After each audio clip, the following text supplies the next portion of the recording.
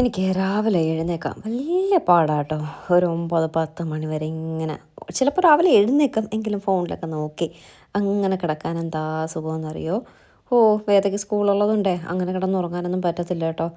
5:45 എഴുന്നേൽക്കും. അതത്ര വലിയ ഇതൊന്നും അല്ലാന്ന് എനിക്കറിയാം. എങ്കിലും എനിക്ക് ഭയങ്കര വിഷമമാട്ടോ. 5:45 ഞാൻ എഴുന്നേൽക്കും. ഫോണും കണ്ട് കിടക്കും. 6 മണിയാകുമ്പോൾ താഴെ ഇറങ്ങി വരും. 7:30 ആകുമ്പോൾ വേദയ്ക്ക് ഓട്ടോ വരും. അതിന് മുന്നേ വേദയ്ക്ക് കൊടുത്തു വിടാനുള്ളതെല്ലാം റെഡിയാക്കണം. അതിൻ്റെ കൂട്ടത്തിൽ ബ്രേക്ക്ഫാസ്റ്റും വേണം കേട്ടോ.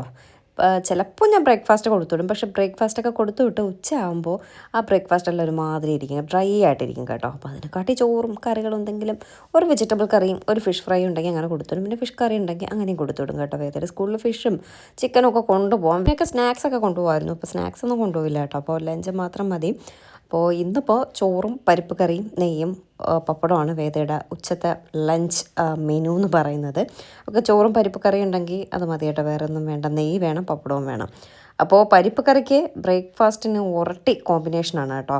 അപ്പോൾ ഞാൻ കരുതി ഒരട്ടിയും പരിപ്പ് കറിയാകുമ്പോൾ ഉച്ചത്തേക്ക് വേദയ്ക്ക് കൊടുത്തു വിടാനുമായി, രാവിലത്തെ ബ്രേക്ക്ഫാസ്റ്റുമായി. 7:30-ക്കുള്ളിൽ ഇതെല്ലാം റെഡി ആവണം. അതുകൊണ്ടുള്ളൊരു ടെൻഷൻ കേട്ടോ. ഞാനിട്ട് എണീറ്റ് വരുന്നത് 6 മണിയാവും.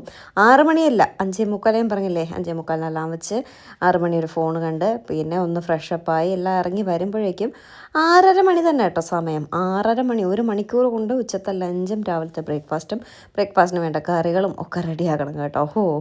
എന്നെ സമ്മതിക്കണോ അല്ലേ. അപ്പോൾ ഇതുപോലെ എന്തെങ്കിലും ഒരു ഐഡിയ പൂർവ്വം ഞാൻ ചെയ്യും. ഉച്ചയ്ക്കും എടുക്കാൻ പറ്റും, രാവിലെ എടുക്കാൻ പറ്റുന്ന രീതിയിലൊക്കെ ചെയ്യും.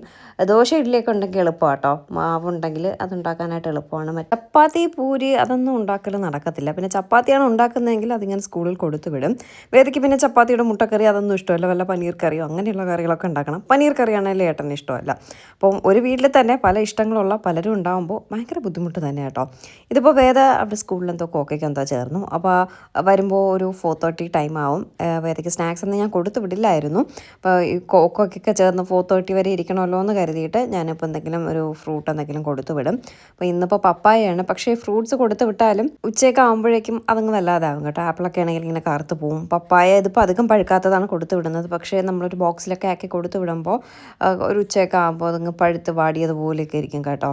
അപ്പോൾ കഴിഞ്ഞ ദിവസം ബനാന ഞാൻ ഫ്രൈ ചെയ്ത് കൊടുത്തു വിട്ടു. അത് നല്ലതായിട്ടിരുന്നു. എന്നൊന്നും ഒരു സാധനം കൊടുത്തു വിടണ്ടെന്ന് എഴുതിയിട്ടാണ് ഓരോ ദിവസം ഓരോന്ന് കൊടുത്തു വിടുന്നത്. അപ്പോൾ ഇന്നത്തെ വേദയുടെ ലഞ്ച് ബോക്സ് എന്ന് പറയുന്നത് ചോറ്, പരിപ്പ് കറി, നെയ്യ്, പപ്പടം, ഒപ്പം തന്നെ സ്നാക്സായിട്ട് പപ്പായയാണ് കൊടുത്തു വിട്ടത്. പിന്നെ ചിപ്സോ മിക്സറോ അങ്ങനെയൊക്കെ ഉണ്ടെങ്കിൽ അതും കൊണ്ടുപോകും. ഇന്നിപ്പോൾ ഹെൽത്തി ആയിട്ടിരിക്കട്ടെ എന്ന് ഇതിപ്പോൾ കുറച്ച് ദിവസമായിട്ട് ഞാൻ ഫ്രൂട്ട്സൊക്കെയാണ് വേദയ്ക്ക് കൊടുത്തു വിടുന്നത്.